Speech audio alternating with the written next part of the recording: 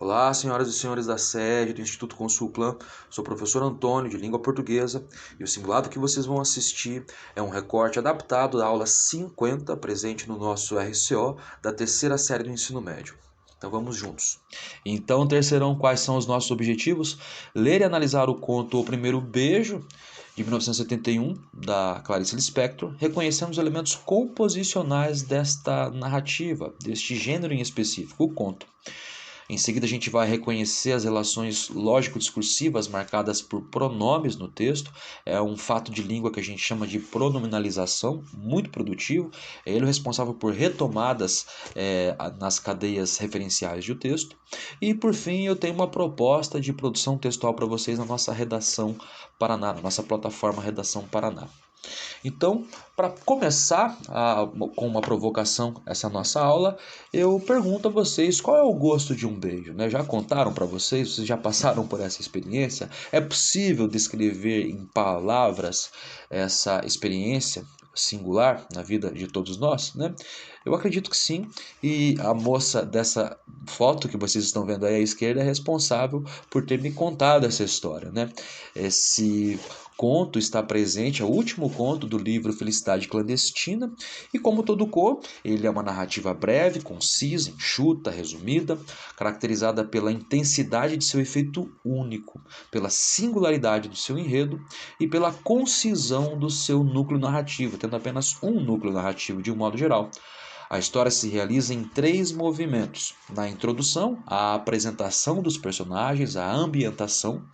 Na sequência, nós temos a apresentação de um conflito, de um problema que põe o enredo em movimento e inaugura o desenvolvimento. Este conflito vai se intensificando até atingir o seu clímax, o seu ponto mais alto, mais crítico, e aí sim a narrativa se encerra com o desfecho, a situação final, apaziguando ou não o problema apresentado pelo conflito.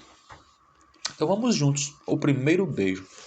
Os dois mais murmuravam que conversavam. Havia pouco iniciara-se o namoro e ambos estavam tontos. Era o amor, amor com o que vem junto, o ciúme. Está bem, acredito que sou a sua primeira namorada. Fico feliz com isso. Mas me diga a verdade, só a verdade. Você nunca beijou uma mulher antes de me beijar?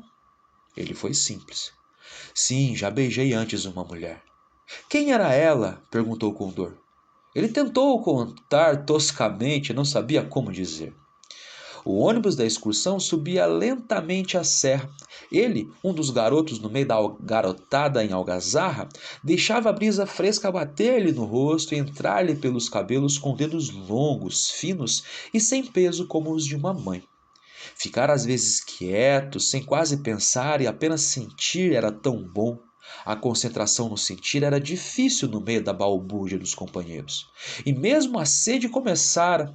Brincar com a turma, falar bem alto, mais alto que o barulho do motor, rir, gritar, pensar, sentir, puxa vida, como deixava a garganta seca. E nem sombra de água, o jeito era juntar saliva, e foi o que fez.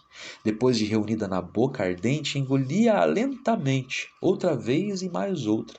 Era morna, porém, a saliva, e não tirava a sede. Uma sede enorme, maior do que ele próprio, que lhe tomava agora o corpo todo. A brisa fina, antes tão boa, agora ao sol do meio-dia tornara-se quente e árida, e ao penetrar pelo nariz secava ainda mais a pouca saliva que pacientemente juntava. E se fechasse as narinas e respirasse um pouco menos daquele vento de deserto? Tentou por instantes, mas logo sufocava. O jeito era mesmo esperar, esperar. Talvez minutos apenas, enquanto sua sede era de anos. Não sabia como e porquê, mas agora se sentia mais perto da água, pressentia-a mais próxima, e seus olhos saltavam para fora da janela, procurando a estrada, penetrando entre os arbustos, espreitando, farejando. O instinto animal dentro dele não errara. Na curva inesperada da estrada, entre arbustos estava, o chafariz de onde brotava, num filete, a água sonhada. O ônibus parou. Todos estavam com sede, mas ele conseguiu ser o primeiro a chegar ao chafariz de pedra, antes de todos. De olhos fechados, entreabriu os lábios e colou-os ferozmente ao orifício de onde jorrava a água. O primeiro gole fresco desceu, escorrendo pelo peito até a barriga. Era a vida voltando, e com esta encharcou todo o seu interior arenoso até se saciar. Agora podia abrir os olhos. Abriu-os e viu bem junto de sua cara 2 olhos de estátua fitando-o, e viu que era a estátua de uma mulher e que era da boca da mulher que saía a água. Lembrou-se de que realmente ao primeiro gole sentira nos lábios um contato gélido, mais frio do que a água. E soube então que havia colado sua boca na boca da estátua da mulher de pedra. A vida havia jorrado dessa boca, de uma boca para outra. Intuitivamente confuso na sua inocência, sentia intrigado. Mas não é de uma mulher que sai o líquido vivificador, o líquido germinador da vida? Olhou a estátua nua. Ele a havia beijado. Sofreu um tremor que não se via por fora e que se iniciou bem dentro dele, tomou-lhe o corpo todo, estourando pelo rosto em brasa viva. Deu um passo para trás ou para frente, nem sabia mais o que fazia. Perturbado, atônito, percebeu que uma parte de seu corpo, sempre antes relaxada, estava agora com uma tensão agressiva, e isso nunca lhe tinha acontecido. Estava de pé, docemente agressivo, sozinho no meio dos outros, de coração batendo fundo, espaçado, sentindo o mundo se transformar. A vida era inteiramente nova, era outra, descoberta com sobressalto, perplexo num equilíbrio frágil, até que, vinda da profundeza de seu ser, jorrou de uma fonte oculta nele a verdade, que logo o encheu de susto e logo também de um orgulho antes jamais sentido. Ele se tornara homem.